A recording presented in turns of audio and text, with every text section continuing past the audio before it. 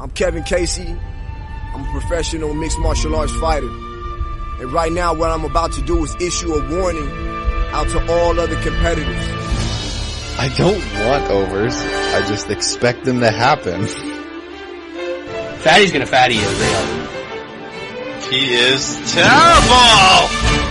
He was gobbling fucking wieners and buns. I'm gonna go quick because I don't give a fuck about anything that's gonna happen on Saturday. And we're back. This week's MMA Analysis. I know, I think this is 2 weeks in a row, guys. If we do a show next week, we'll have a winning streak. This week, we got our man from Kentucky, Wes Colvin. Wes, were you home yesterday researching your picks, or were you out for Halloween? I went out for a little bit.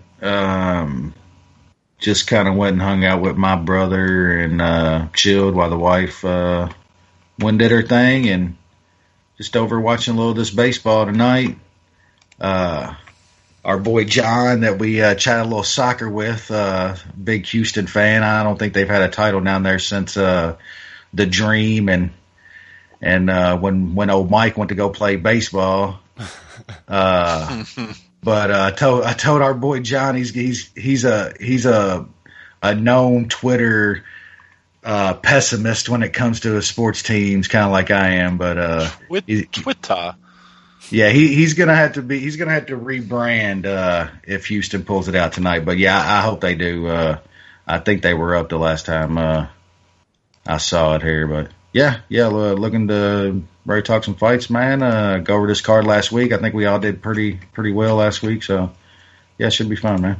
So Nushan, were you out for Halloween, or were you spending countless hours preparing for this fight card? You gotta just fucking bunker down. That went right over my head, Jay.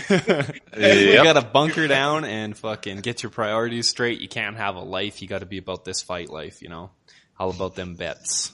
It's the only thing there is. That's right. 5-bedroom suites are not cheap. You have to be grinding constantly. That's right. No, you don't pay for them. You're granted them by your activity at the casinos. Yeah. Or, really rich friends from other countries that come, and that's fine. Glad that you did something, and Wes and Nushan, since you were so busy grinding down. I know Halloween's like against the rules in Western Canada. Because I saw Bradford, who's not here tonight, was good costume. Definitely really good. Making some tax references. That's a wicked costume. Even though he is a Fed now, fucking government agent, motherfucker.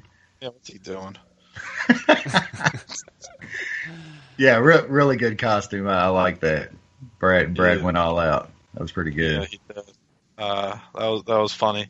I don't know if there's any particular fight news this week besides Tyron Woodley doing what he usually does, making people laugh. Is he? Well, I laughed when he said that shit because. Hold up! Did I miss something? What did he say now? He's doing the usual.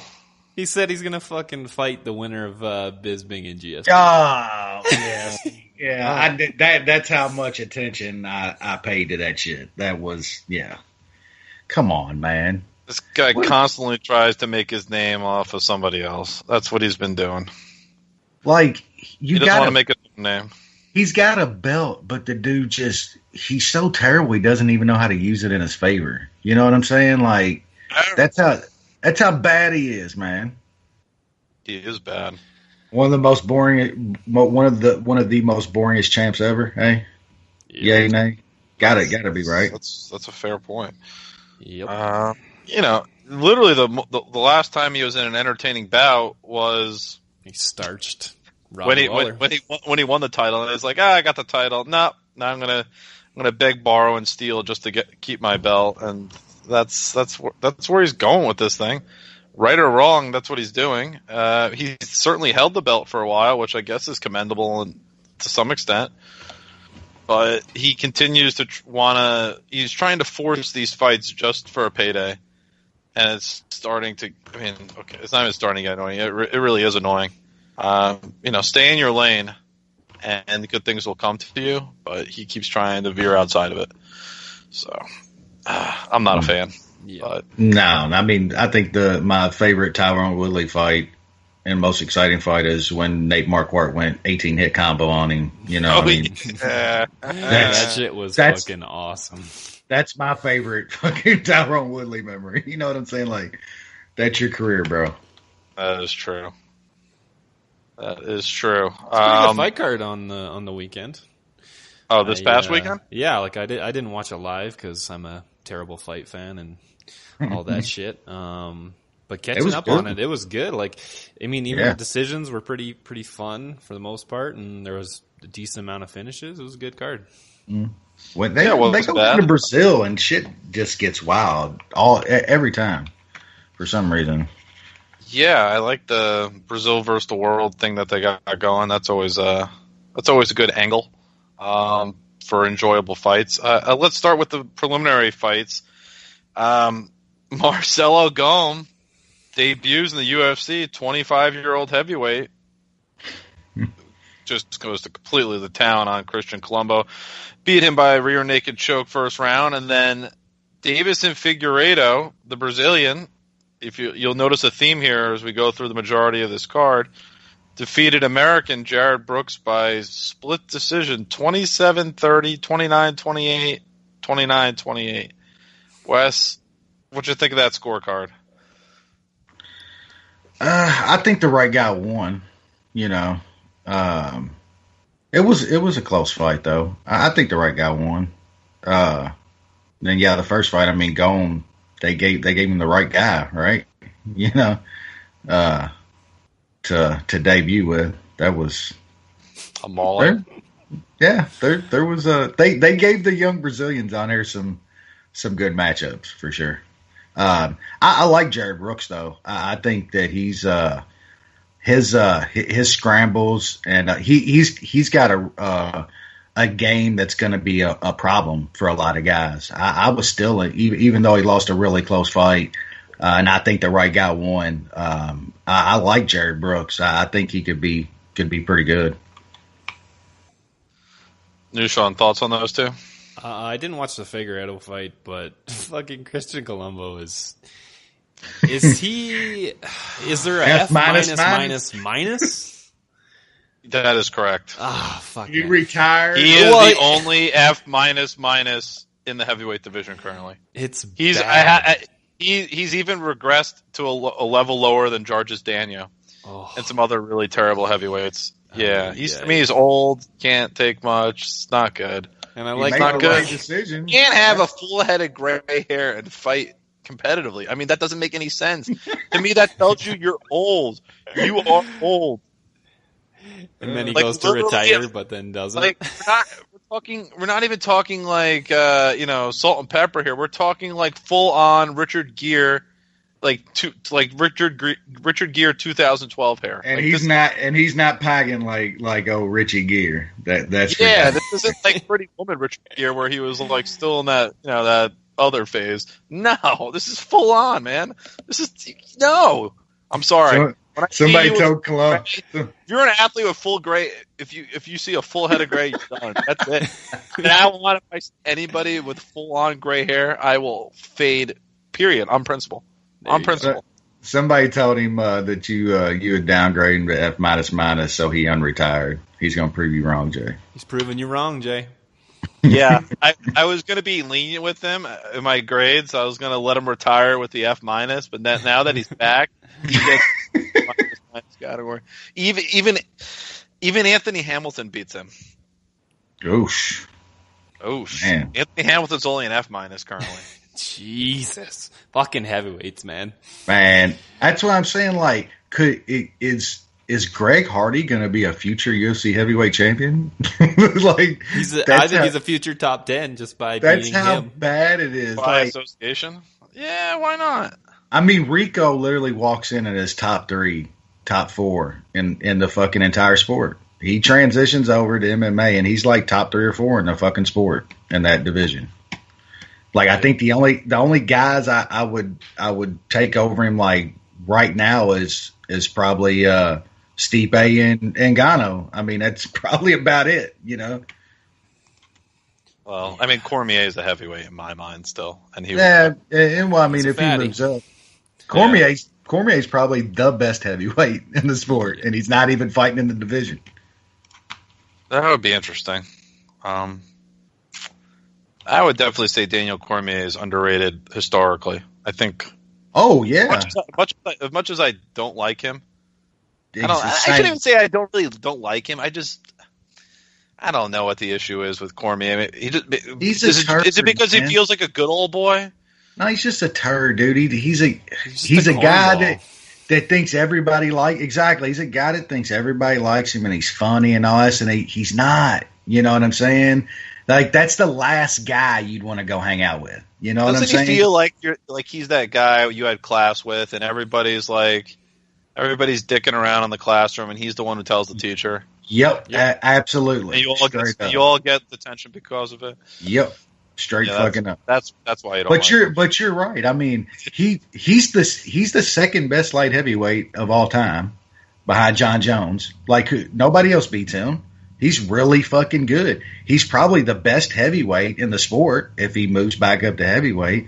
No, I mean I don't even think he's underrated because I think a lot of people have said how good DC is. You know. Can we talk about one thing? Let's get back to light heavyweight. Let's spend a few minutes on this before we continue with the rest of this card. The light heavyweight division historically. So, like, everyone says how great the division was in 2008-ish when Rampage and, I guess, Shogun were kind of at their peak, or maybe a little before that. Yeah, maybe a little with Rashad winning the title, and then the whole thing with Machida. Were those guys really that great? Or were they all like kind of the same, like similar level, and that's why it was great? They were good for the time, I think. But aren't Jones and Cormier, even to an extent Gustafsson, aren't they significantly better than all those guys? Yes, because it's a different. It's just a different generation. That's just kind of the progress of the sport, you know. Yeah, everybody's better, but I mean. At the time, it was good. Rampage and Vanderlei and Machida and all them younger could still win fights today. I mean, that's not that long ago, and they were all. I think they were all really good fighters, if not great. I mean, that was a hell of a division just not that long ago. I mean, because I guess they were all around the same age. They kind of but I guess just similar age progression. They weren't all that old, so they were all like 30-ish at the time. Yeah. And I mean, but they all came in and they all grew through the sport together. They'd all been good for a decade. I mean, you had Vanderlei, Rampage. I mean, you still had Tito fighting pretty good then. Who else? I mean, Dan Henderson was fighting at 205 then. Sure. I mean, there back in mid 2000s, light heavyweight was easily the best division in the sport. And hell, you still had Pride going till about 2004, something like that, 2005. Later than that. 2006, they still had a light heavyweight. So, I mean, and I don't think it's too far removed that those guys can't still be considered great in like this era. They could have still won fights. I mean, you take a 30-year-old Rampage and put him right today, he's still smashing guys, you know. You take a 30-year-old Vanderlei and put him today, just his skills then, he's winning fights. I mean, yeah, especially the bottom end of the top 10, top 15. It's not good. Yeah, they had games then that would absolutely still translate. I mean, especially Rampage. Rampage could. I mean, he still fights now. He's old and fat, but you take a 30-year-old Rampage and put him today, he could absolutely beat these guys. There's no doubt.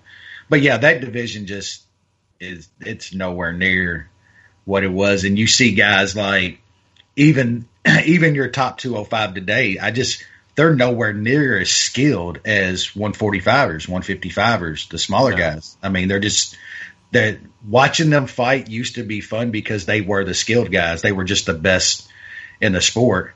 Now just the lighter weight classes are just more skilled than those bigger guys. Well, I guess the lighter weight classes weren't really featured, right? Yeah, no, they're just at that time. So it was kind of out of the purview. There are some regional orgs that had these. I guess WEC was like its own thing. WEC was basically Invicta of its time, right? Because Invicta was like a specialty, right? Like you had just lightweight dudes, and they had a couple. They had a middleweight division, I suppose, but yeah, they did a light heavyweight and a middle because eventually. Right. Brian Stan was down there. Carlos Condit came from there and stuff. I mean, they had really good fighters, but they built WC around 45 and 55. 35 and 35. But yeah, like back then, even fight fans were different though. Like back then, you had to be skilled and like be able to finish guys for people to care about you. You know what I'm saying? You had to be able to, and you just. Smaller guys get a lot more finishes now than they did 7-8 years ago, but they still don't finish like guys 205 and 185 and stuff. It was just fans were, I don't know, because they're still kind of like that. You still have a lot of fucking fans that are, just throw, dude. But it was more so, back then. That was still the just bang, bro, just bleed dudes. But yeah, different sport now, man. I think the smaller guys are just way more skilled, man. I don't know if they're just more skilled or I don't know. All around, I think 45, 55, 70ers are just better fighters. I would say for the most part probably are more skilled. We've kind of alluded to this before, but there's just for these guys that are 145, 150 pounds, how many other professional options are there for athletics? I mean, there just aren't a lot. Yeah. So, some guys that would have maybe played college football, I mean, at the heavier weight classes, they stick with those, like a sport like that or basketball than say fighting or, like I'm just saying there's more top level athletes available in those lower weight classes because those other sporting options aren't available. More places too. I mean, the gym blow up of the mid 2000s when the UFC was pretty much at its peak. I mean, gyms like when I was growing up, there was literally like, MMA gyms. There was a couple boxing gyms.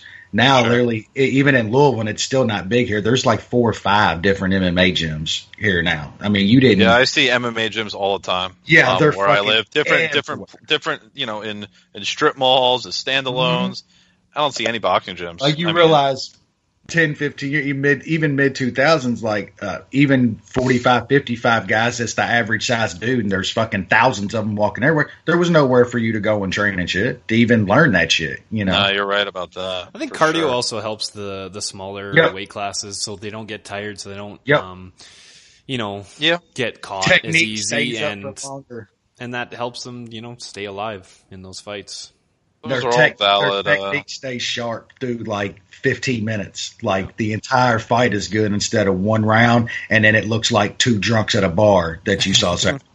You know what I'm saying? So it actually looks like 2 professional athletes doing professional athlete things for 15 minutes instead of 5, and then Tommy and Jim. How dare you? Yeah. Well, should we go over the preliminary card now? Yeah. Let's do that. Let's start. What I thought was the fight of the night. Elijah Dushku dos Santos defeated Max Griffin by a decision. That first round was something else, huh, Wes? Yeah, that was it. Card was great, man. That was another one. It started off. I think that's when you get good cards like that, a lot of it has to do is if you can start the card off with a decent fight, and then kind of keep momentum going, even if you have a bad fight here and there. But the card started great, man, and this was one of them. And another Brazilian, man, and that guy Zaleski, man, he's been like, I think, undervalued a lot since he came to the UFC, man, and he came through again, man. I think I've bet on that guy every time he's fought, and really, really fun fight. And I think that guy's good, man. I think he's a really good fighter, dude. Yeah, he's definitely not bad. I'll leave it at that. New Sean. Yeah, Elijah Dushku is he's a pretty fun fighter. He puts himself in a little bit of danger, but not too much that he gets just flatline. Like he'll take some damage, but it puts him in a spot where he can really put damage on the other guy. I definitely Let's thought throw the this kitchen sink. Yeah, I definitely thought this fight could have been stopped. Of course, the worst ref in history was reffing it, so he's Mary Yamasaki? No, it was fucking Jared Valel. Villel. Him and Percival are easily fucking the two dumpster worst. fires, but Yeah. yeah, I thought it could have been stopped, but yeah, good win, and we'll see where he goes next. He's pretty much always in fun fights. Mm-hmm. Next fight up, I was impressed. I know, you guys were more on the Hakran Diaz thought process, but I like Jared Gordon here. Yeah, good call. He beat Hakran Diaz in Brazil. Facing a physically bigger fighter, beat him by decision, and man, this guy's has to be one of the best motors I've ever seen in this sport. He just doesn't stop. Wes, thoughts on this one? Yeah, I do agree there, but also think that Hakran quit in the second or third round. I mean, he was done. But yeah, you're right, man. Gordon, he's got a motor, man. But yeah, I don't know why I bet this fucking idiot again, dude. He doesn't fight. I mean, if he doesn't take you out in the first round, he's done. He gives up. The shit that I was like, what are you doing? Then I mean. Yeah, dude, never again. That Hakran is officially on the never touch again and probably fade every single time. I don't care who he's fighting. That guy needs to find another profession. I mean, you can tell when you see guys that act like that in the second or third round, they don't really give a fuck about what they're doing. So, yeah, never again. But yeah, I agree with you, man. Gordon's another guy that I think's on this card that's got a game that's going to be a tough out for pretty much whoever he fights. Yeah, he comes from New York as well. The Cage, I believe he comes from Cage Fury. I think that's. Let me just look at that. Let's see. Let me pull that up. I got it right here. Yeah, Cage Fury. He was a champion in that CFFC. CFFC. That's definitely one of the best regional promotions in the country. Maybe it's not as well known as LFA, RFA, but a ton of dudes have come from that organization. Most of the New York.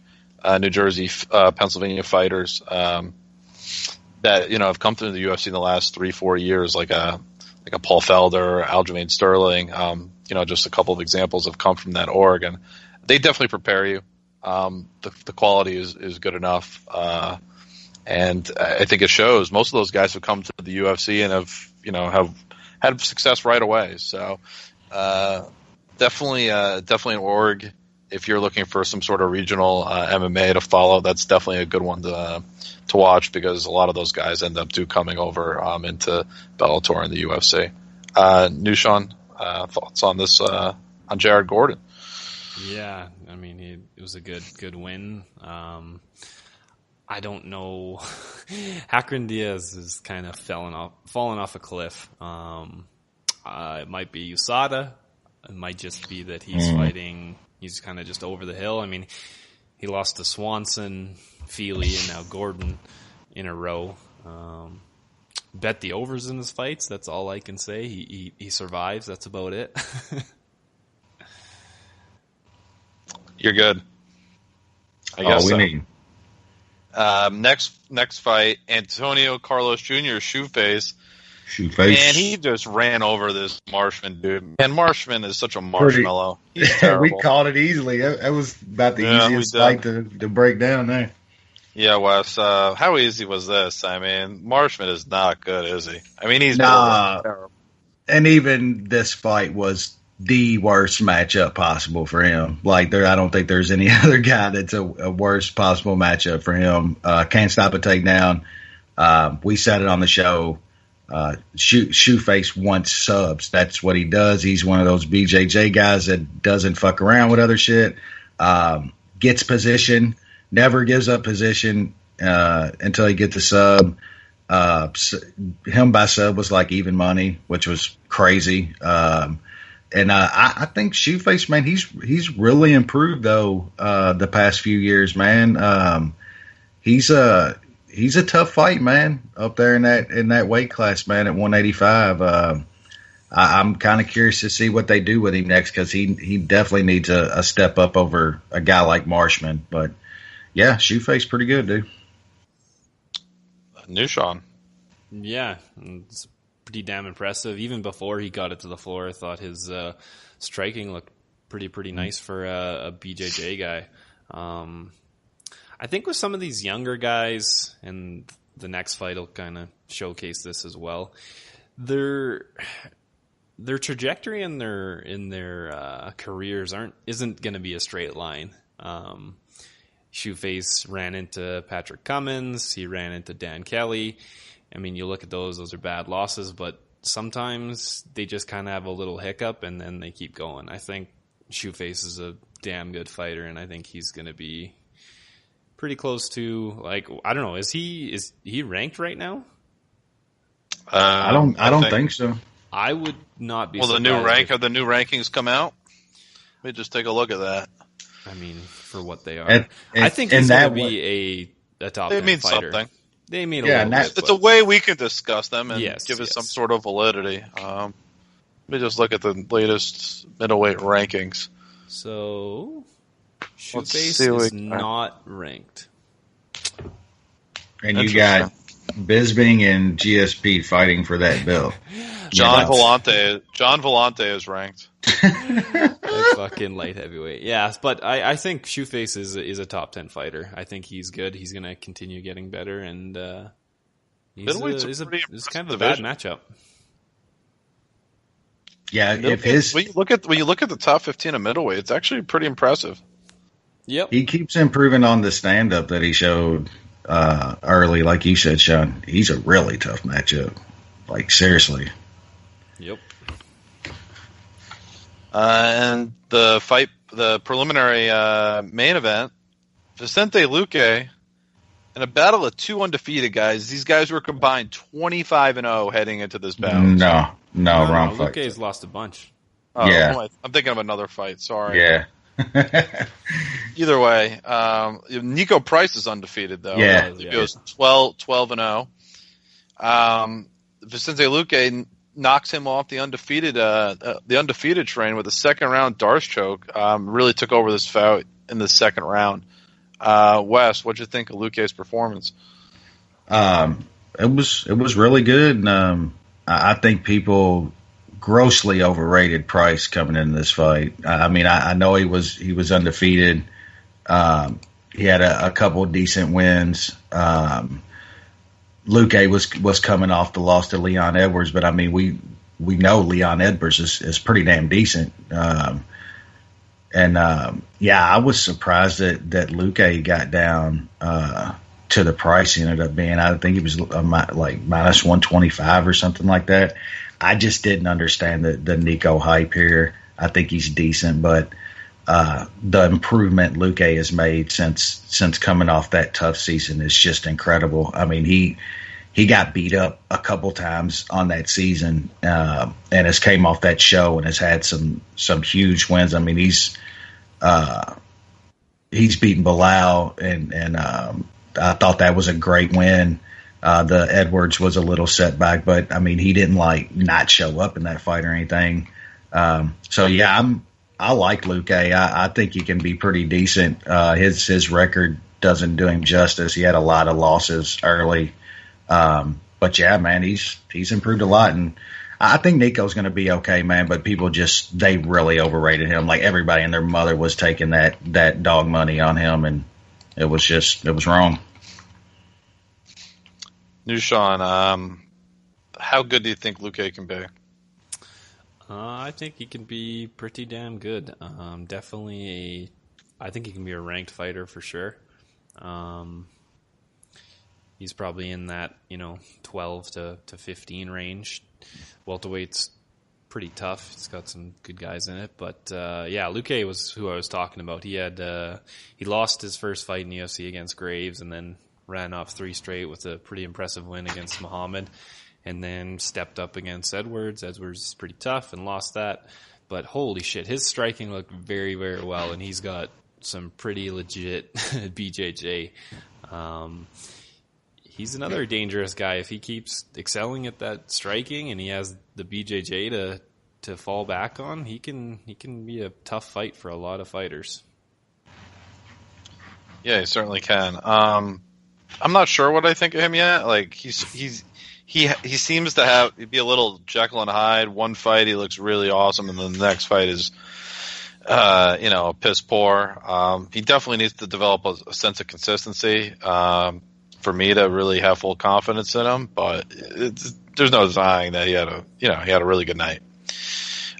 Moving up to the main card, and pretty much every fight on the main card was pretty stellar and noteworthy in some capacity. First one up, John Lineker doing what John Lineker does best, landing shots to the body.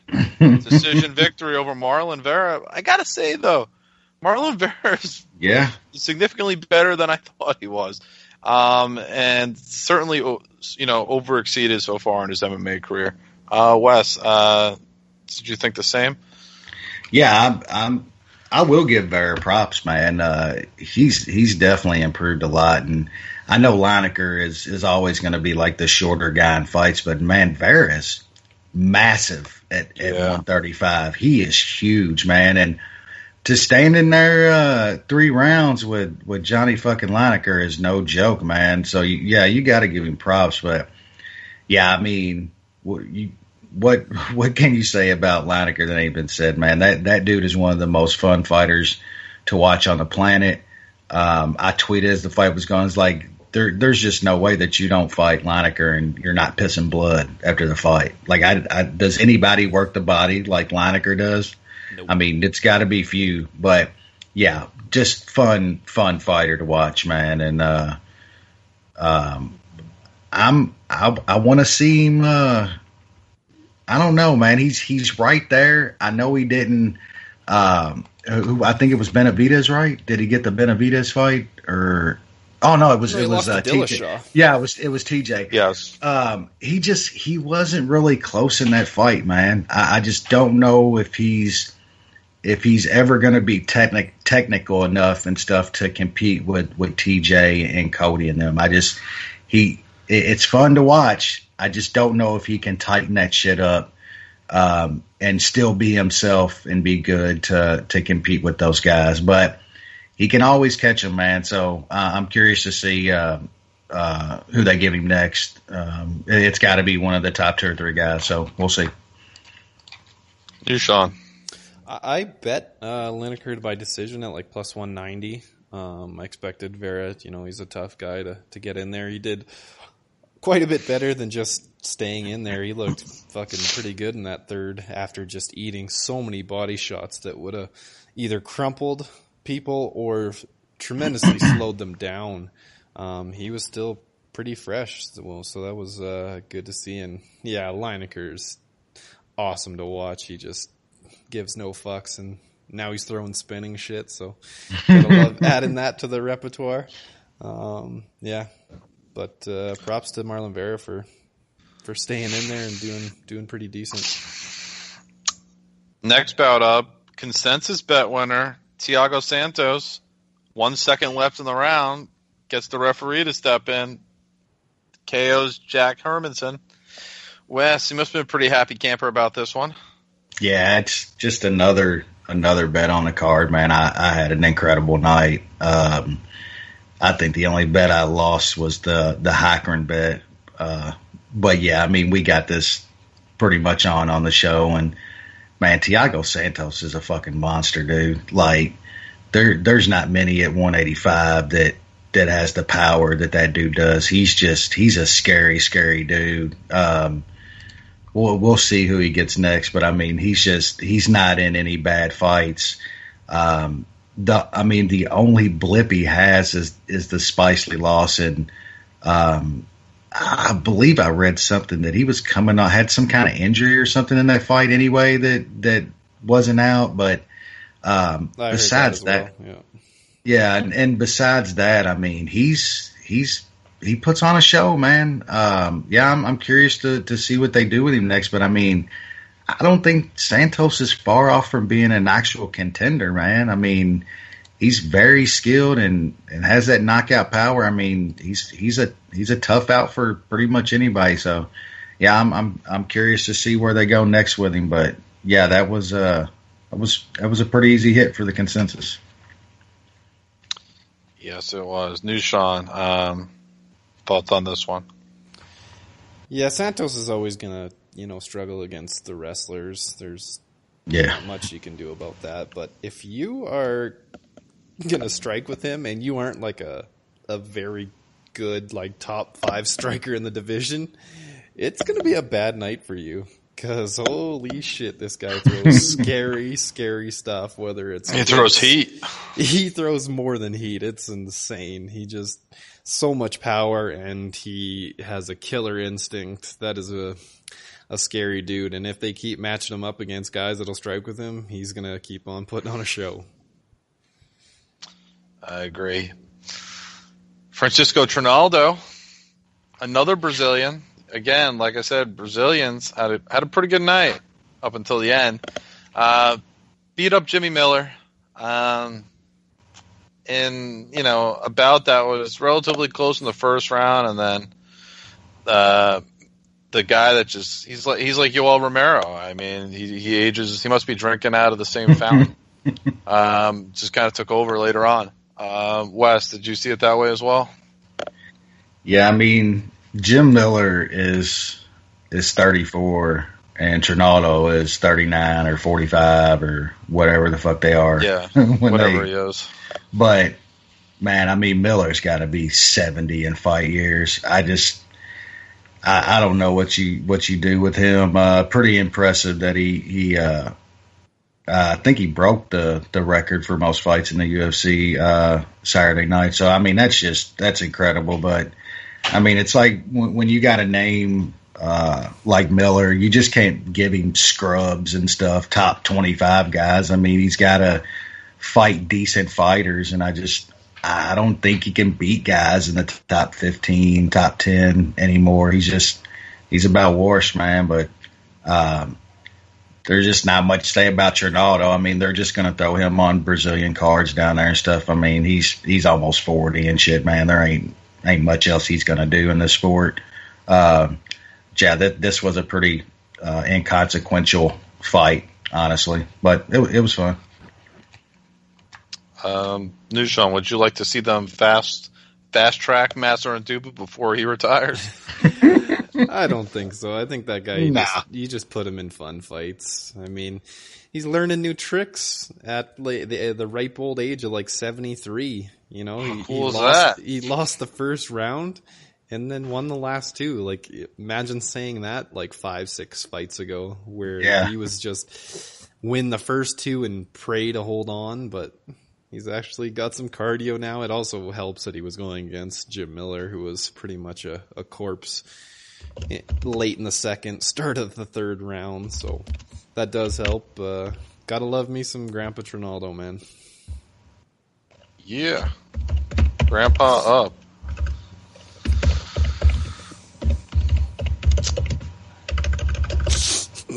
Fucking Wes is putting out a hot tweet right now. Clickety clack, clickety clack. I forgot about that. Fuck. I certainly, I guess I misread, or I guess this thing always happen in a Pedro Munoz bout. Certainly getting pieced up on the feet, lands a punch or two, then just another guy dives in for a takedown, and Pedro Munoz secures a guillotine. That's how it plays out, right, Wes? Every time. New Sean? That was a fun fight for as long as it lasted. They were both throwing heat. Yeah. I don't know. Rob Font it seems like the skills are there. It's just he gets caught and does a stupid thing. That was a crazy sub, though, man. Like, holy fuck. I mean, a one arm. That was filthy. The one arm guillotine. Bandit. Pedro's got to have one of the best guillotines in the UFC. I don't know many other people that have that kind of guillotine. And his applied jiu-jitsu to like MMA, like to finish shit. There's not like many of them that have that. Like that dude literally snatches shit. It's almost like Doe Bronx, like when he gets a hold of you and something like that. He just goes for it and it's gets it. Yeah, I couldn't believe the the line. I thought that was a really even fight, man. Him getting up to like plus 160 was kind of stupid.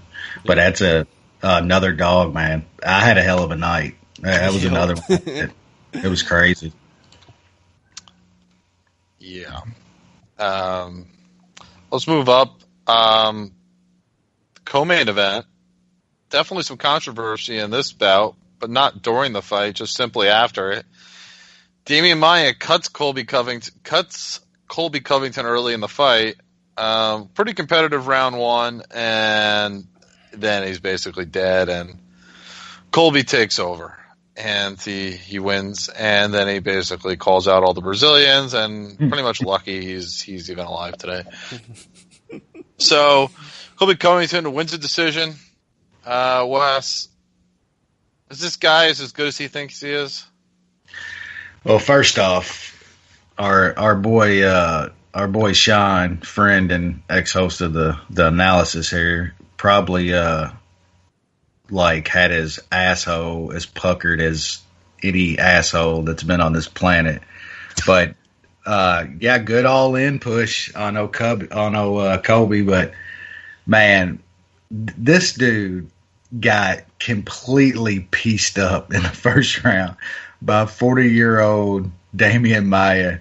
I mean, that was just incredible. You could imagine how Sean was doing in that first round, because I know Twitter was losing its mind. I like Colby, man. I think he's a decent fighter, but you can't tell me that somebody like Usman wouldn't have cleaned his clock in that first round. Like, he'd be dead. Like, Usman would have killed that man in the first round. His striking is just, man, it's not good. It's not good at all. I know he got hit a lot in the first, but he did gas pretty damn hard in that fight too. So he's got a long way to go, man. If they feed him to Woodley now, they're running a prospect, because Woodley would maul him, dude.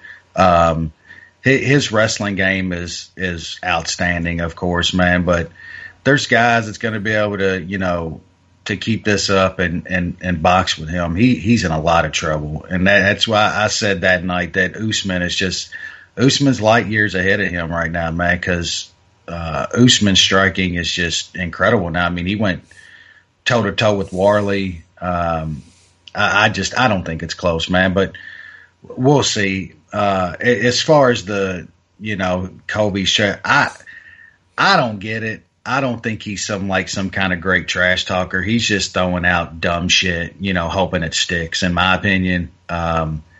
I think the dude's going to be on the corner with another sign begging for a title shot here in a few months, because nobody really gives a fuck. So, yeah, we'll see what they do. But I hope that him and Usman collide eventually. I think that's a great fight to make, honestly. And then from there, you see who you have in a true young up and coming contender. So, but you know how I feel about Usman, Jay. So it's all Usman for me. New Sean, could Colby Covington be champion? Not unless Woodley somehow loses his next fight. I don't know who he's fighting, so that's true. Never a good look when you lose. I mean, supposedly you didn't lose the first round, but it didn't look good to me, losing the striking battle against Damian fucking Maia. Definitely not. The plus side of Covington is his wrestling is just so good that he's not going to get exposed against 99% of fighters.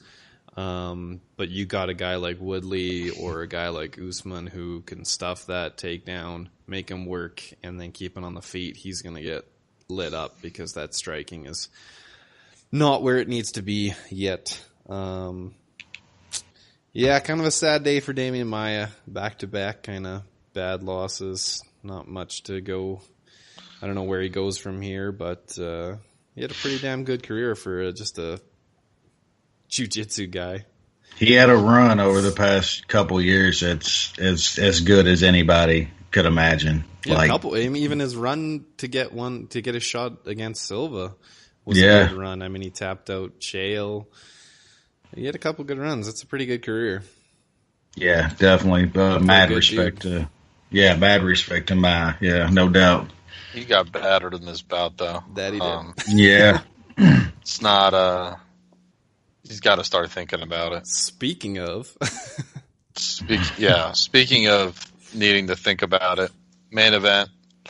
Lyoto Machida returns after a 2.5-year absence and lasts 2.5 minutes as Derek Brunson knocks him out. Left hand follows up with ground and pound.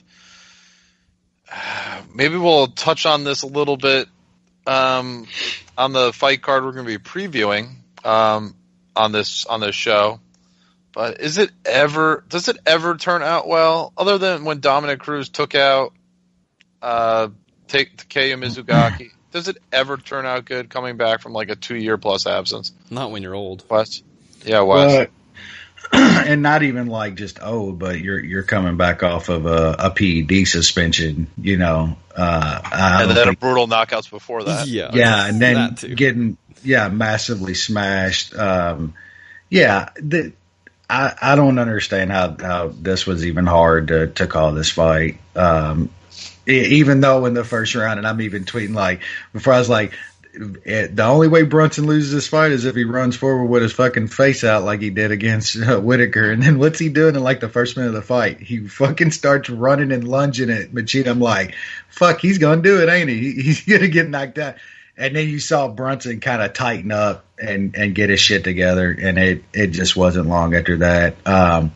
Yeah, man, these guys, Machida's just another legend, man, that hit 40. The drug testing came in. I mean, I think it's probably obvious that, you know, Machida was just another, you know, I got no problem with it. I'll say it over and over. Let them do whatever the fuck they want. But I don't think it tarnishes anything that Machida did, because 99% of the guys that were fighting them, they were all using shit. So, but it's another dude that's got to look in the mirror, man, and decide what they want to do, because Machida's just it's like Jim Miller and all the rest. You're not going to give guys like Machida and pay him what you pay him to fight top 20 dudes on the Fight Pass prelims. So Machida, as long as he wants to fight, he's going to be getting top 10 guys, top 15 guys and tough outs, young, hungry dudes like Derek Brunson. So it's not a recipe for any kind of success going forward. So, yeah. And then I guess Brunson, man, guess he's right there, man. I just he's got the skills that could compete. I mean, he was doing well against Bobby Knuckles until he fucking went dumb shit and berserker. You know, yeah, just ran across with his chin up and his hands down. So I mean, Brunson he's got the skills to compete right there with them top guys. So yeah, we'll see what they do from here. It was it's a big name on his resume and a really good win. I actually think that Brunson's beaten Anderson and Machida. Honestly, I mean, I think he won the Anderson fight. So yeah, a couple big names on there. Well, we'll see what they do. He's on like the Kelvin Gastelum system, just beat up old legends. Yeah. Hey, it keeps your name relevant. It keeps your name. It keeps your name there.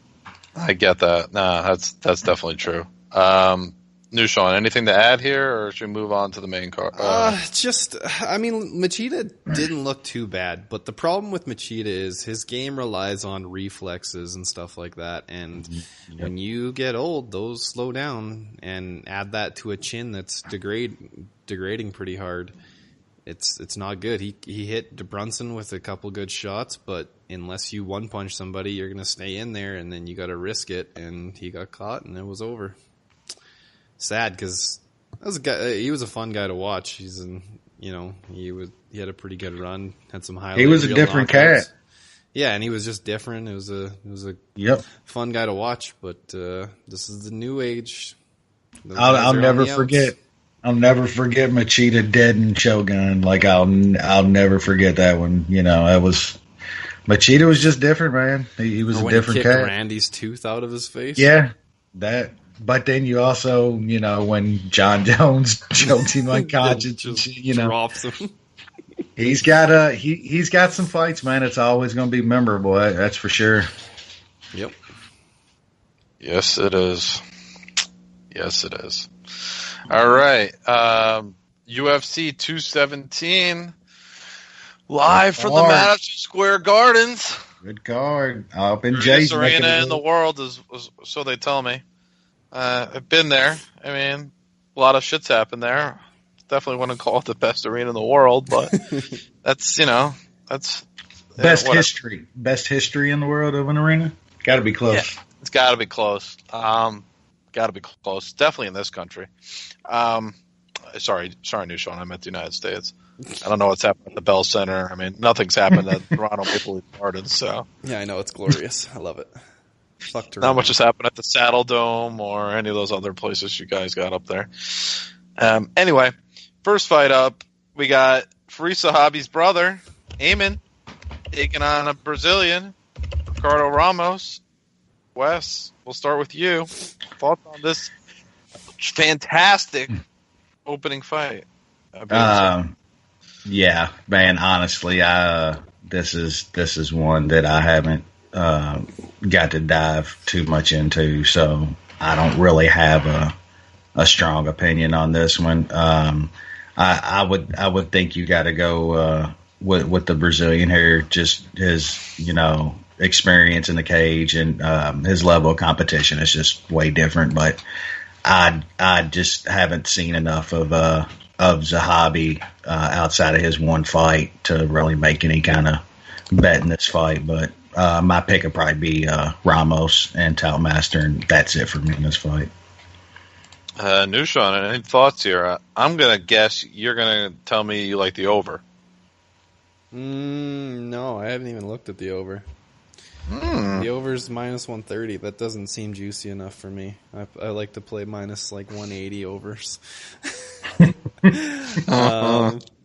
And Ramos has got a shit ton of finishes in the first round, so no go on the over for me. Now that the lines move quite a bit, Zahabi's up to plus 160, and he was plus 105 just yesterday. I'm going to have to put a small bet just blindly on Zahabi. Blind Zahabi bet? That's interesting. I got Ramos a C-, Zahabi a D+. Both these guys have, pretty interesting skill sets. Zahabi, definitely a smart fighter. You would think so with his brother being one of the most highly regarded coaches in the sport. Definitely more of I would say a guy who's better than his skill set per se, because of the fight IQ. But Ramos, super young, 22, a real talent, came up from a good regional system, got a good win over Mishinori Tanaka in his debut, long for the weight class. Not an easy fight for Zahabi. I just think Ramos has an athleticism advantage and, just traditional skill set advantage as well, as grappling and striking. He should win. But he is young and he's facing, like I said, a guy with the good mind for the game. So it's definitely not, a guarantee or anything like that. But a guy who should win. But I would definitely, definitely wouldn't look to bet this one. This is a fight, this fight was moved. Sorry. I was looking at the Lispy one. That fight's now on the preliminary card.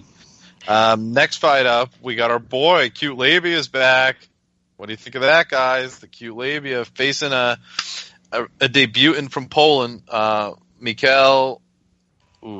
It's Michael Olowokandi. I know I have problems.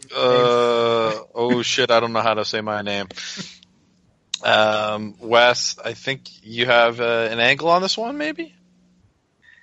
Yeah, I mean, probably looking at this fight the way a lot of people are. Cute Labia is he's an animal, dude. I don't see how he doesn't knock this guy out in this fight. I believe that's pretty juiced up, but yeah, Cute Labia is knocking this guy out. This fight, it's not going to go too long. I like Cute Labia by knockout. New Sean.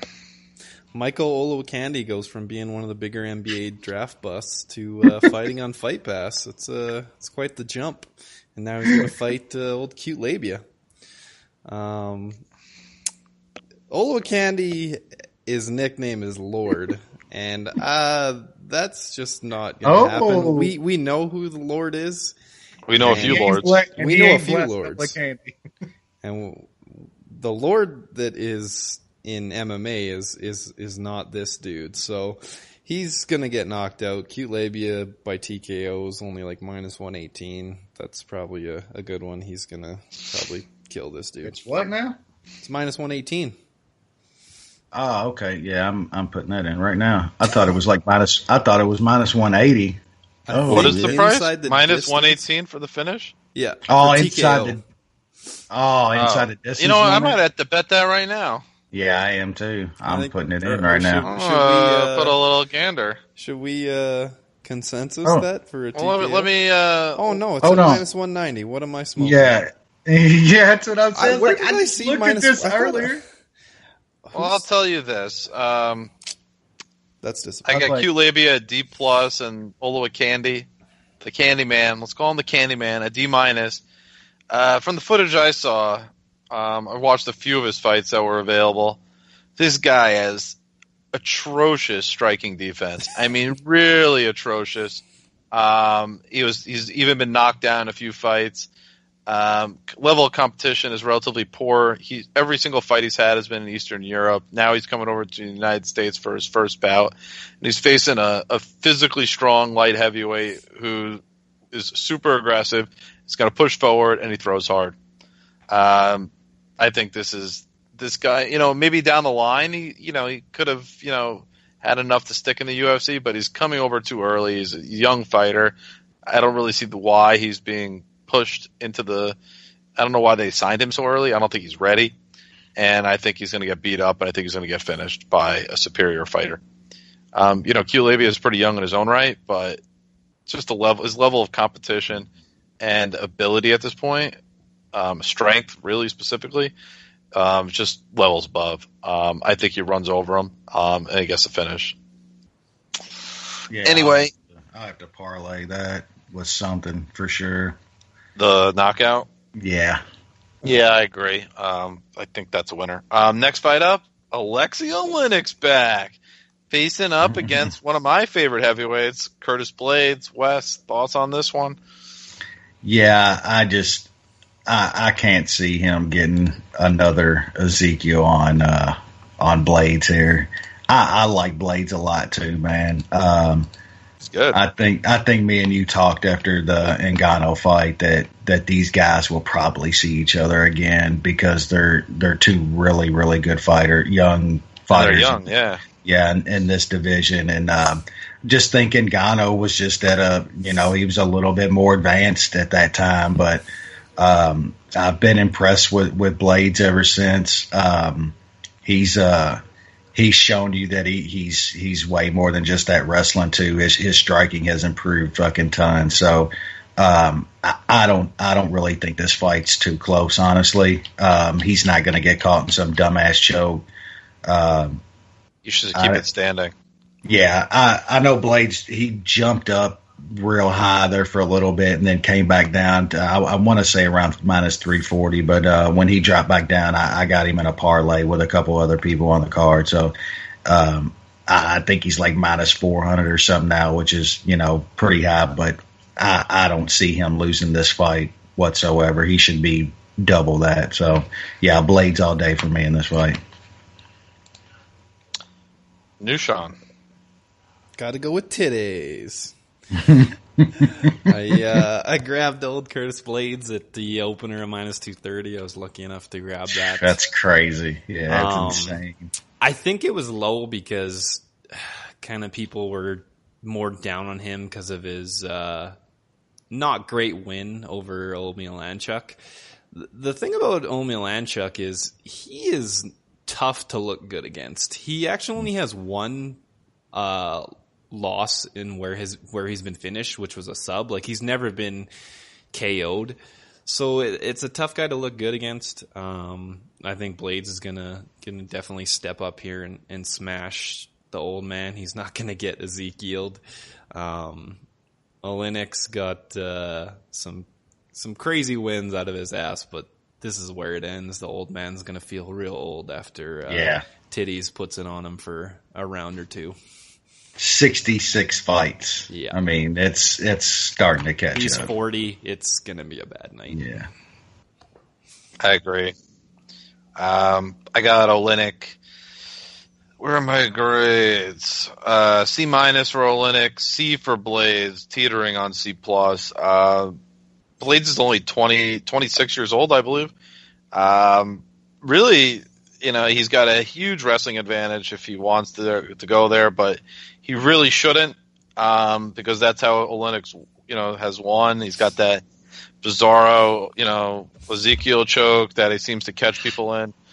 Just avoid being on bottom with them, or, it really on top or bottom. That's really, he's dangerous, in those positions.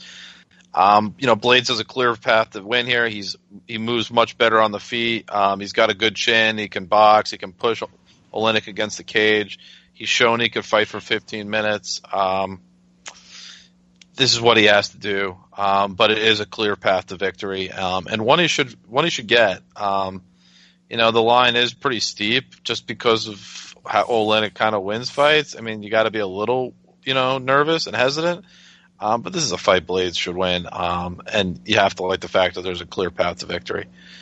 Moving up to the televised portion of the card, we got one of my favorite fights on the card. Randy Brown facing off against CM Punk and Sage Northcutt killer, Mickey Gall. Wes, we'll start with you here. How excited are you for this? You think Mickey could get the job done against downtown Randy? The return of fucking the CM Punk killer, the Phil Brooks killer. Yeah.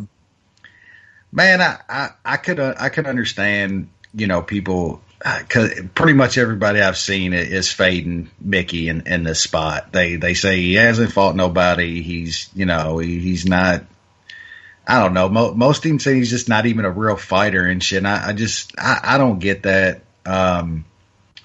He's still so young. It's like these guys, man, when from fight to fight, when you see them, they can just make huge advancements in their game. And I think we've seen Randy Brown, and we know the fighter Randy Brown is. I would get the bet on Randy Brown a whole lot more at the line it is now, even money. But I saw people laying, minus 170 and shit on Randy Brown. I just can't understand that. I mean, he's not. I mean, he got beat by Belil, which is not a terrible loss. But I mean, he's beaten Brian Camozzi and the Eric Montaños and shit of the world. I mean, like, come on, you're really laying minus 170 here. And I mean, I don't think Mickey's like great or anything, but how do you know how much he's improved off of that, Sage fight in almost a year's time? You know what I'm saying? The guy's still only 25 years old. His ground game is legit. And another thing that I think is really legit is his cardio. When Sage Northcutt was gassing and shit, Mickey was picking it up. It was time to go. So I like Gall in this fight. And not just as it's kind of a fade of Twitter, because everybody I see is on Randy Brown. I think there's a path here for Gall. I think Gall gets this into the second and third round. We've seen Randy Brown's cardio fail him. And I think Mickey Gall gets a third round sub. New Sean. Yeah, I agree with Wes. I think people are down on Mickey Gall because of kind of who he's fought and the way he went about it. He's a smart fighter. He got that fight with CM Punk, and then why not fight Sage Northcutt to give yourself more props, like to get more accolades and stuff like that, more eyes on you when you know it's going to be a fairly easy fight. Well, not fairly easy, but an easier fight.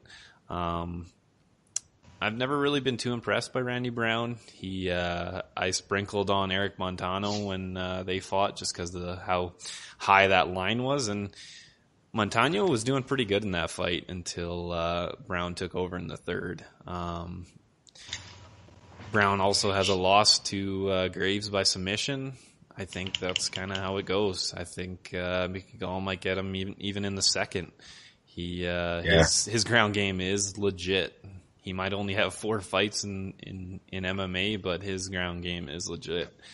I'm gonna put a bet in on old Mickey Gall.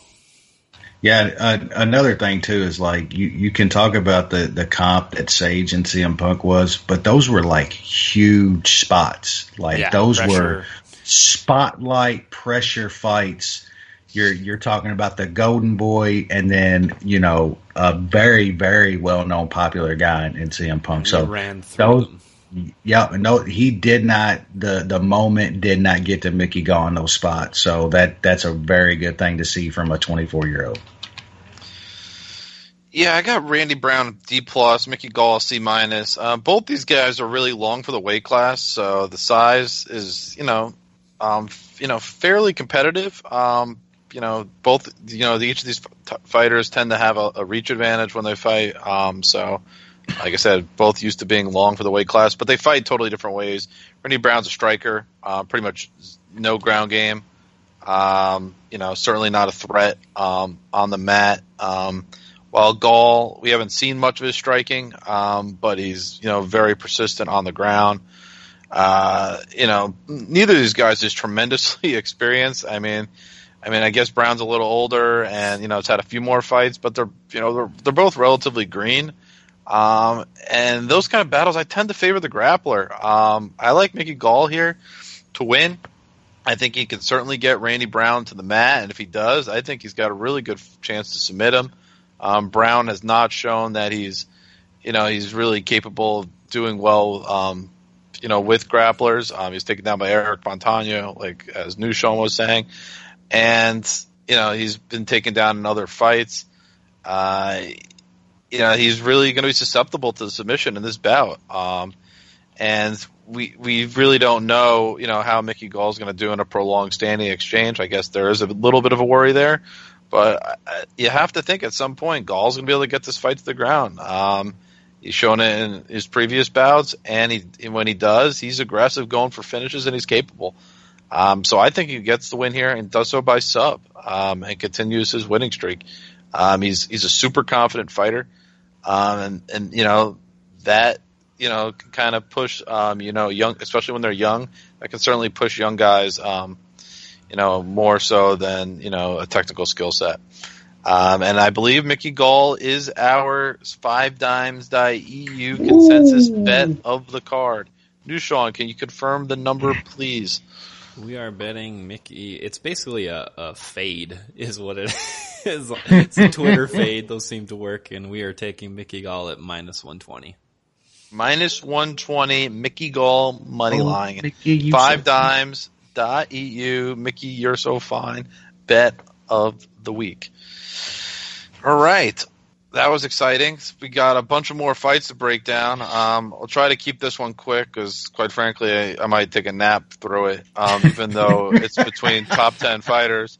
Corey Anderson, he's going to be beasting 25-7 or whatever the number is, against one of our, friend of the MMA Analysis, frenemy of the MMA Analysis, Wes. Yeah. Do you care? I just don't know about this fight. I could make cases for both guys here, honestly. I know Corey's got that worrisome chin, but can OSP catch it? I could see Corey holding him against the cage. I don't know, man. I'll probably pick Anderson and Toutmaster because he's the underdog. But I can't really bet this fight. If I do, it'd be something with like the over or something. I think this could go a couple rounds. New shot. That's it. Weird fight. Very, very weird fight. Yeah. You got titties. Yeah, the original titties. coming off getting flatlined by Jimmy Manoa, and he already had a bad chin to begin with. And he kind of likes to like grind and wrestle, but he's not really going to be able to wrestle against OSP. Likely, he might be able to grind, and then OSP. I don't think he's going to get Anderson down, and his striking is so weird. I have no idea what the hell is going to happen in this fight. Total pass for me. I guess I'll take the OSP one. OSP. He is an OSP. Man. God, I don't care about this fight either. I just don't. I got Anderson a C+, OSP a B-. I could see past the both guys. I could see Anderson, taking over against a tired OSP, getting takedowns, but I could see like OSP landing a punch and KOing Anderson.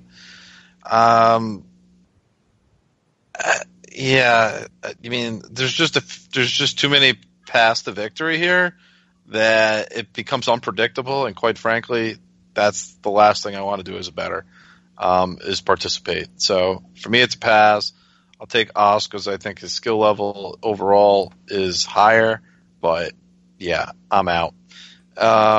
Next one, more predictable, which I like. Mark, God of Beer, taking on the dude who just lost in like a minute and 10 seconds.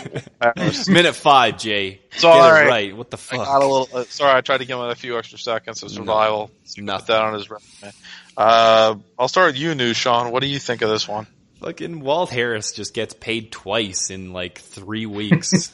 Yeah. That's a pretty good deal for him, especially when the latter half of that is against fucking Mark Godbeer. I think that's what he was thinking. It's like, if I go to the ground, I can just get quickly subbed and get back in there. He was fresh. He fucking tapped out quick. He's not hurting his arm, and then he's gonna get right back in there against a shitty fighter, and I'll probably get my win bonus. That's getting paid like 3 times in a month. That's a smart financial decision, if you ask me. So weak. Mark Godbeer is terrible. Walt Harris should beat him up, but it's heavyweights, so you never know. That is true. Wes.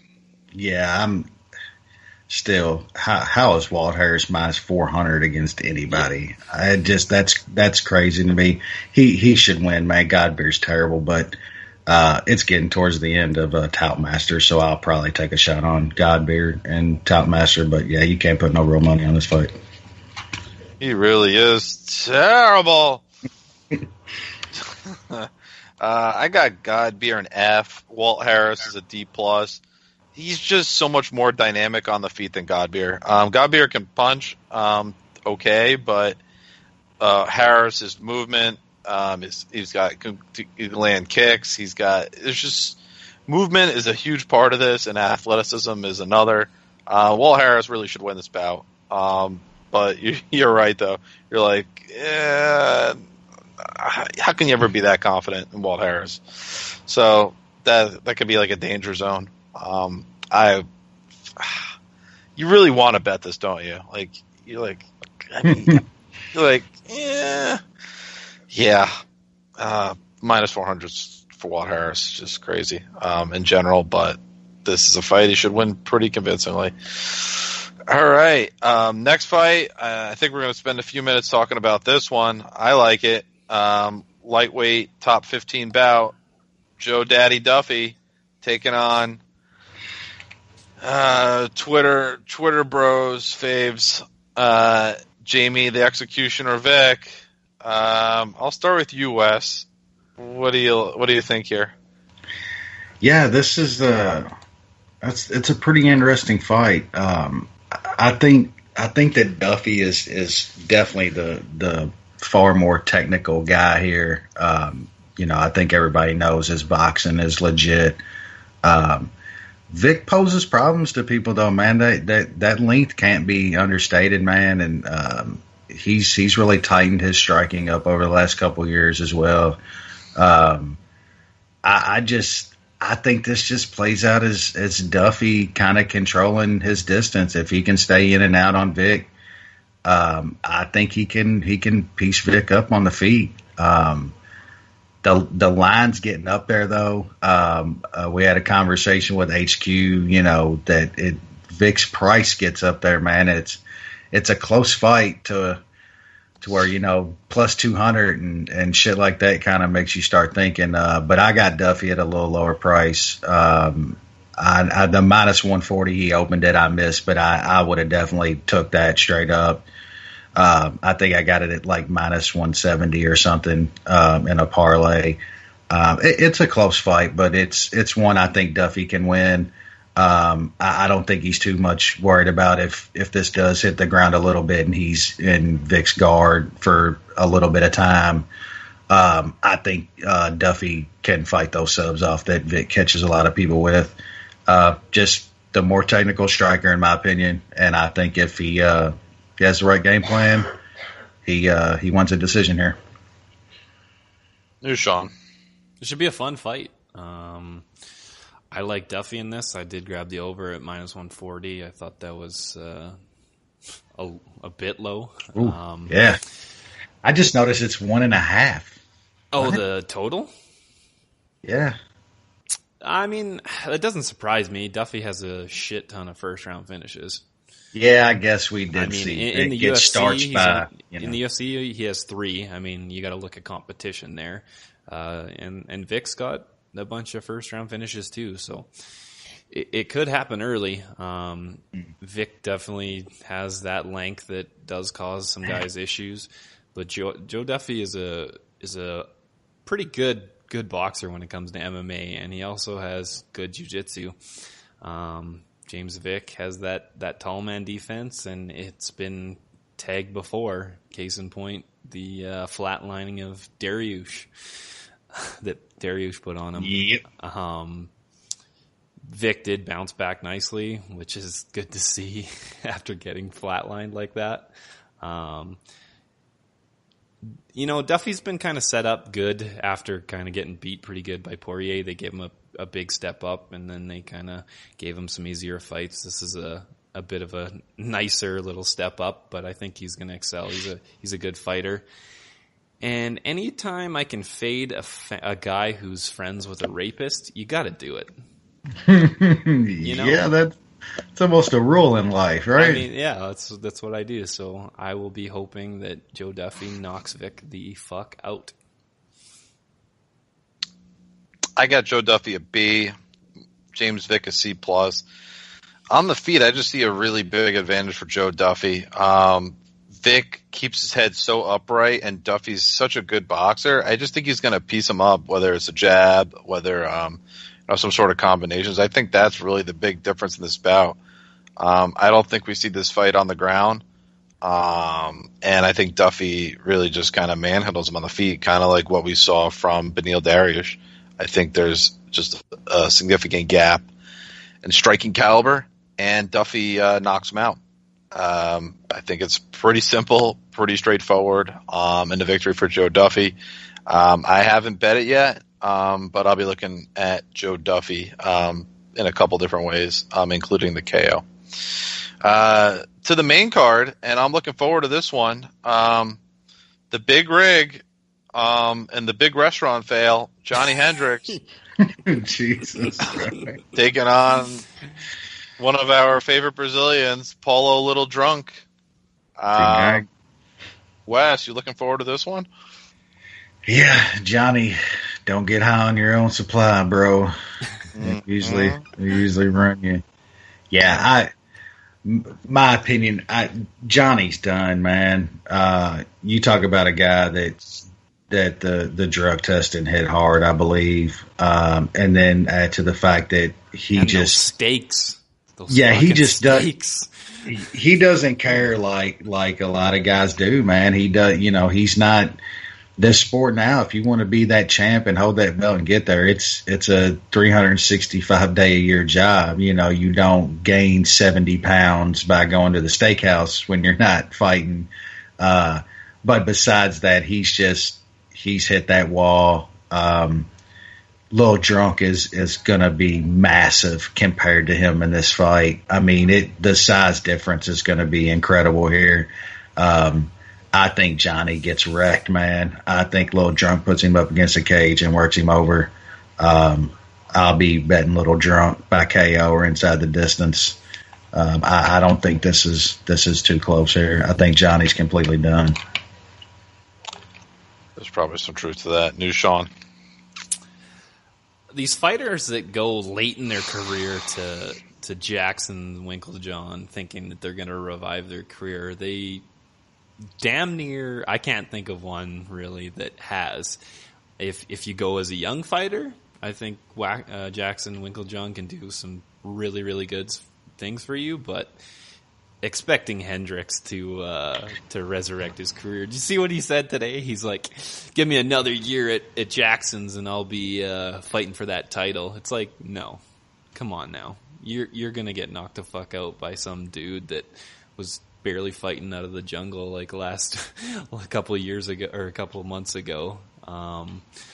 This is the fight that I confuse Cute Labia with TKO because Little Drunk TKO is minus 118, which I think is I'll be playing that. A pretty damn good number. Yeah. I might look at Little Drunk maybe round 2. Maybe Hendricks can survive a round. Round 2 is plus 475. Just maybe find something with a big number in it. But that TKO at damn near even money is looking pretty nice. I think the size difference and power difference at 185 is just way, way different. Mm-hmm. It's going to be a bad night for the steak man. It could very well be. I got Big Rig a C-. The Little Drunk C. This is interesting because this Brazilian's a total buzzsaw. He's really good early on. He comes forward. He's big for the division. He hits like a rock, and he hurts people. But we really don't know, what happens, beyond the first round. That's certainly a danger here. And he has been taken down. We saw Bang Bus take him to the mat. That's a little. I mean, Hendricks, he's certainly a capable grappler. And he could take him down. Doesn't do it much. He doesn't do it much anymore, though. It's just for me. I don't see how the little Drunk wins a 3-round decision. I think if it goes 3 rounds, Hendricks is going to win the fight. So I think you guys are right. Like the way to look at this is Little Drunk by the KO. I don't see a sub either. It's definitely going to be like a KO. And that price is you're basically getting even money for that. So I think that's the way you bet it. I think that's pretty good. And that's a winner. As I think he's going to hurt Johnny. There's just when he comes like even if he doesn't finish him straight on, the ref's going to have to step in because it's just going to be it could be a mauling, and that's definitely the most likely scenario. Next fight up, and these 4 bouts about as good as you'll see for final 4 fights on a card all year. Let's start it up with the only non-title fight of the 4. We got Jorge Masvidal taking on Stephen Wonderboy Thompson, and what might as well be, what's becoming welterweight. Like you could have multiple, number 1 contender kind of fights. This feels like one of them. Really good fight. Wes, let's start with you. Yeah, this is a really good and intriguing fight in the division. Jorge worked himself all the way up, man, and got right there to my. I just think Damian was a really bad matchup for Jorge. I bet him in that fight against Jorge. I think that's going to be the case here as well, just in a different way. I've never really been the biggest Thompson fan. I've bet against him most fights, but I think Jorge kind of plays into what Thompson wants to do here. Thompson's a counter striker, man. He wants guys. He doesn't just want. He needs guys to come at him to look good and perform his best. And I think that's what Jorge's going to do. That's what Jorge does. It's still going to be close, man. If Thompson is tentative and doesn't throw enough strikes, Jorge will be pressing the action. I think he'll throw more by him. So if Thompson doesn't get off a little bit, I could absolutely see Jorge taking a round and this getting kind of close, going to a decision. But my pick has got to be Wonder Boy here. I think he does get off enough. I think he does connect with enough counters that he takes a close decision here. I can't fault people taking a shot at plus 160 on Jorge, though. It's really close. I haven't bet anything on this fight. I'll probably put the over in something because I see this going to a decision for sure, though. You, Sean? I've never been a fan of Wonder Boy. That's fine. Yeah, I mean, he's got some good wins. He for sure has some good wins. I mean, he knocked out Whitaker at 170. Crushed Jake Ellenberger. That was a pretty sweet knockout. I'll give him that. Hendrick's win, I mean, is not great in hindsight. And then he beat Rory, where I think Rory needed to take more time off. Still a fairly decent win, and then he does nothing against Tyron Woodley for 50 minutes. Like, I know you're a counter striker, but you got to do something, man. It's for the fucking title. With a title, yeah. It's for a title. Like, come on. Masvidal, on the other hand, I'm a big fan of. I bet him quite a bit in his fights. I've bet the overs quite a bit in his fights. I've done well betting him. I think recently he's kind of figured it out with his going to 170. Took out Ellenberger, Cerrone. Did all right against Maia. I know he got backpacked a lot, but he didn't get subbed, which is always good. It is kind of a tough stylistic matchup because Thompson's such a counter striker and Masvidal likes to put pressure on you. I just don't know what to think of Thompson after those two fights against Woodley. Like, has he just completely stalled? Is he not evolving, or is he gun shy now after getting cracked in the one fight? I don't know. I saw plus money on Masvidal. I got plus 140 a long time ago. I took it. It's nothing big. It's a pretty small bet. I guess would be more of a fan bet, but I don't know. I don't like Stephen Thompson, and it's a close fight. And it's a really close fight. And for the division, I really hope Masvidal wins, because if Thompson wins, what are we gonna do? Is he gonna fight again for the title? Like, fuck. I don't know. Yeah, I'm kind of on the West line of thinking here. I got Masvidal an A- and Stephen Thompson an A. I just think against Tyron Woodley, he was worried about like the mega shot, with Tyron having the biggest power in the weight class, and his athleticism is like the speed at which he can kind of come at you with those quick bursts are, really hard for him to stop. Masvidal is an all-around fighter, but he doesn't hit as hard as Tyron Woodley, and he certainly doesn't have those explosive movements that Woodley has. So I think it's going to be more a traditional fight for Stephen Thompson, and with Masvidal looking to come forward, I think that really sets up well with Thompson's counter-striking game. I think that that kind of plays into his cards. I think he'll land the cleaner punches, and he'll win what will probably be a decision. But Masvidal is certainly game, and he could have his moments. So for me, like, I don't want to bet this bout. Because I don't really think it's a great betting card overall. This is just another one of those bouts. Like I said, I don't love Stephen Thompson, but I think he probably gets the job done and wins a decision. If anything, I'd probably look at the over, but I don't see the need to force it, in all honesty. Moving up, one of the three title fights. First one is women's strawweight. Joanna and Jacek trying to become the longest reigning women's champion in UFC history, taking on Thug Rose Namajunas. Let's start with New Sean. What do you think about this one? I have a hard time seeing how Rose is going to win this fight. You and me both. I mean, that's not some profound thing. Joanna's minus 700 after being blessed. It's not really a surprise there. The striking obviously is a big edge to Joanna. Rose has subs, but how is she going to get Joanna down?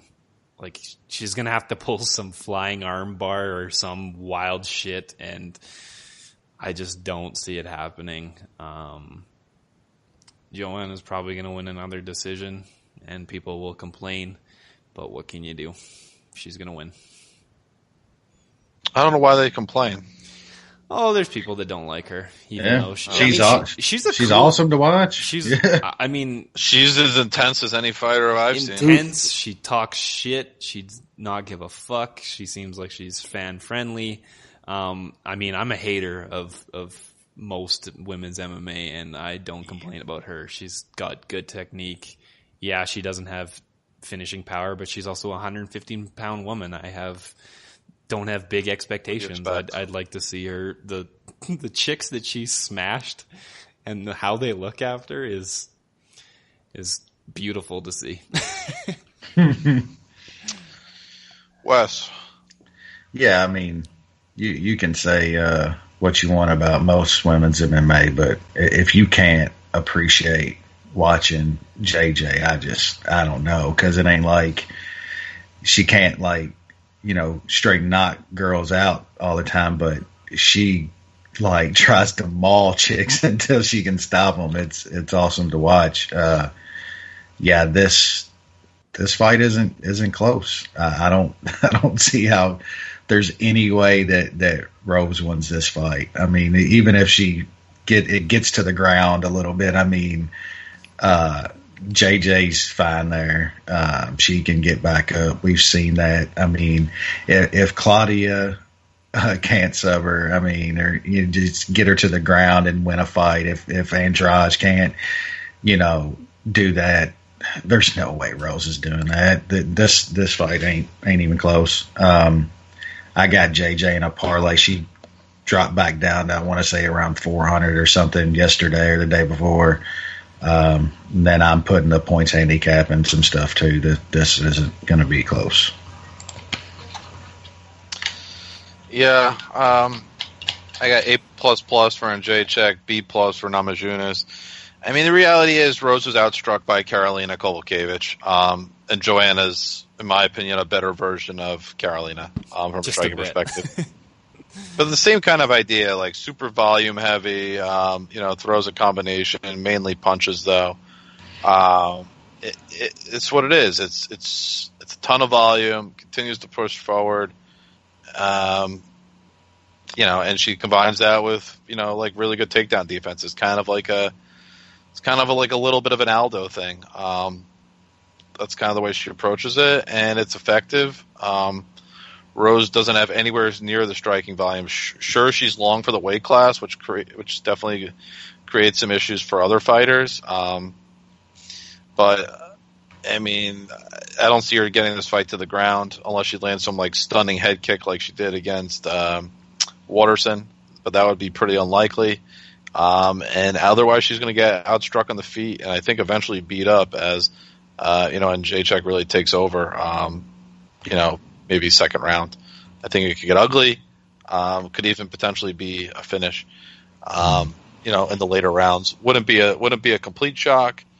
But either way, I see her winning this bout. I don't think this is her toughest challenge in the division. Co-main event fight I'm looking forward to the most, and I think most people would agree, is one of the top 5 fights on paper this year. TJ Dillashaw, Cody Garbrandt, former Team Alpha Male teammates, Bad Blood, Bantamweight title. Nushan, let's hear it. Yeah, this is a fun fight, and I give no fucks about the beef. I think this is just an awesome fight because these are two really good fighters. It's always kind of weird when ex-teammates fight each other. It's almost like sparring. Sometimes it's just, I don't know, nobody's willing to overextend because they don't want to get slept or whatever it is. I'm not sure if that'll be the case here just because Cody Garbrandt has a negative IQ, so maybe he just meatheads it and doesn't care and just fights through that. I think this is a fairly close fight. Dillashaw, he hasn't really got rocked since getting finished by way back by Dodson. It is kind of always in your head that he does maybe have a little bit of a sketchy chin. And Garbrandt sure as hell has pretty big power for 135. I think Dillashaw's got a definitely a more varied attack with kicks and stuff like that. I give the edge to Garbrandt slightly. When he was blessed, I grabbed it at a slow-moving book just for some small money, and so I can hedge it, so basically free roll it just for shits and giggles. I'll pick Garbrandt, and it's probably going to be by decision. Okay. Wes. Yeah, I think this is one of the best fights that can be made in the sport, honestly.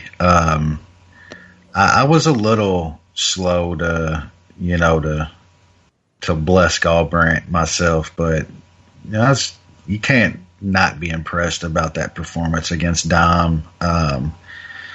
I think this fight's really, really close, man. I think TJ is a little bit more versed in his striking. Galbrandt's got a little bit more power. But my decision kind of comes down to one the line plus 160. It's a little far off, just a little bit, I think. And the other is just Cody, the biggest one of his career. He gets a pretty bad injury. He's coming off almost a year layoff in an injury. And TJ's looked great, has put up some of the best performances that we've seen him have in his last couple fights. So those two things there, with it being as close as I think it is, I think both guys are great. Those two little things kind of make me lean towards TJ in this fight. And I think it's going to be really close. Probably goes to a decision. Because I think TJ's proved as well that his chin is held up fairly well. He's taken some shots from a lot of guys since getting slept, like Sean said. So he's proven to me that chin is still fairly durable. I think TJ's going to eke out a decision here. It's going to be really close, but at plus 160, I'll take that chance here. It's a coin flip fight, though. It's really, really close. I'm just banking off a little rust of Cody and an injury and a nice plus 160 line. Yeah, I got both these guys in A+. It's a really good fight, like these guys were saying. I think for me, though, the thing is Garbrandt's punching power, I think, is going to – once Dillashaw starts to feel that, I think it's going to change the complexion, make him get out of his game plan. And Garbrandt's really young, and he's made real improvements from fight to fight.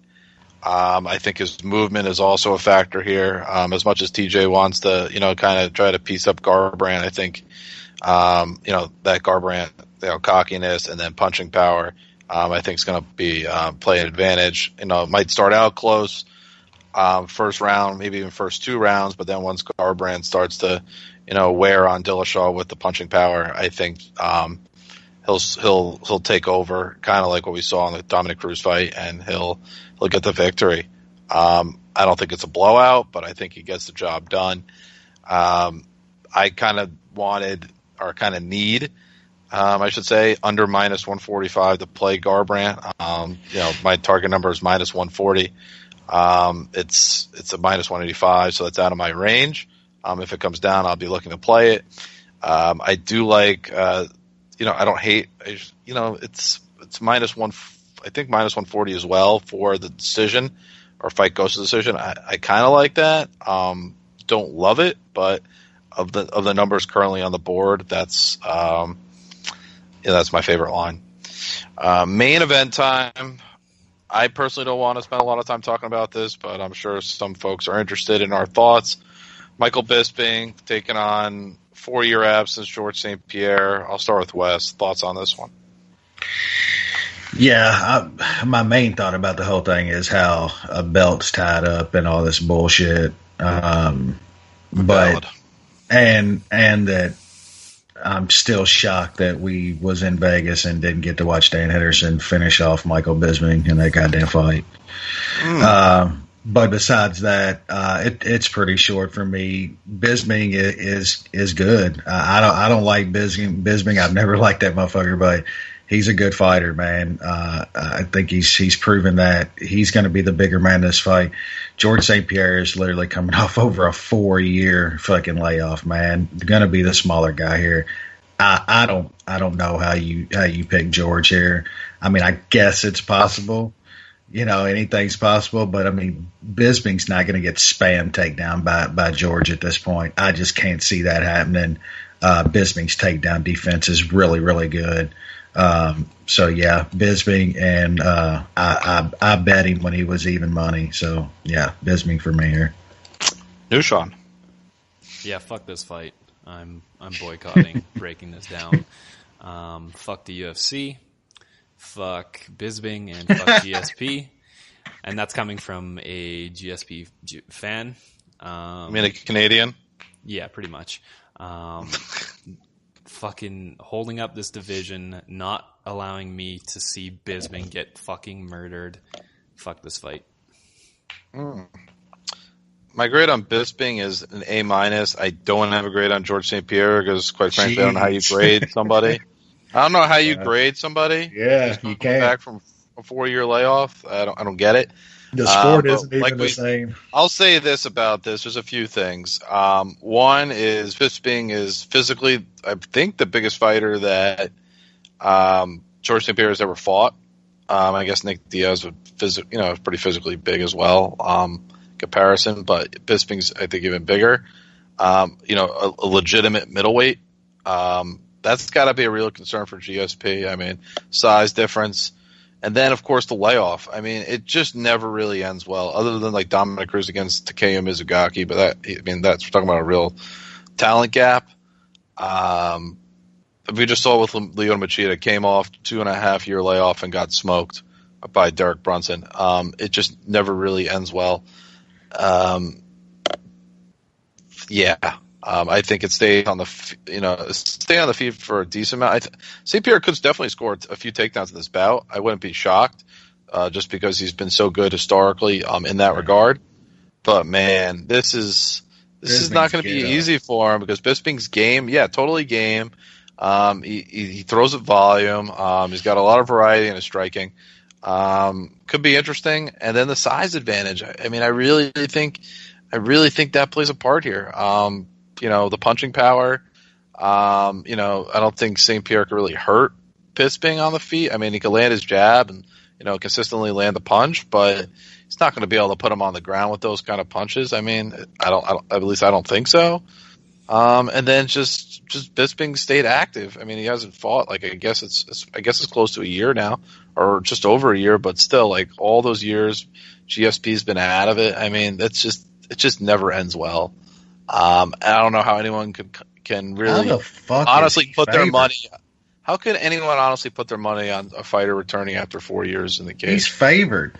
That's I guess you could say Brock. I mean, how many years was Brock out? He came out. It was several years, I guess. Brock can hurt guys, though. Yeah, Brock can hurt guys. You can hurt a guy. He was doing something else, but at least you could honestly watch, on Mondays or the occasional Sunday and see Brock throwing his body around and staying physically active and, taking bumps in different ways. And obviously he's just a physical monster, which GSP is not. I mean, he's a tactician, a technician, and a cardio.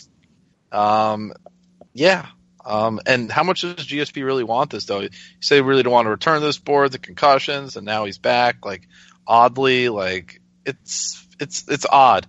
So I don't know how one could put their money on this fight. I just don't see it. I'll throw another thing too.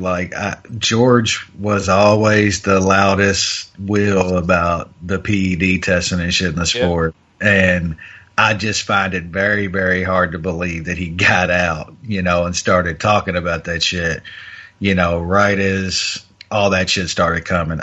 You'll never convince me that George St. Pierre is this squeaky clean athlete. I mean, just look at the dude, you know what I'm saying? But whatever. And coming back after 4 years off of all that, we've all said it. So that is all true. Fuck this fight.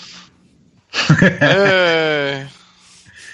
I put some money on it because I'm shocked that George St. Pierre is favored in this fight against a true middleweight off of a 4.5 year layoff. That is just insane. Yep. That's crazy to me. Definitely crazy. That's the way you have to bet this. I think you have to. That's the only way you can is fading the long layoff. I don't know how anyone really can honestly be confident if they were betting on George St. Pierre in this bout. I mean, I'm not sure what they're saying. Even if you're like just evaluating it from a technical standpoint, I mean, how do you not take that into account? Like just years. I mean, nearly half a decade out of a sport, and then coming back against a guy who's been pretty active, a different weight class, fighting a middleweight.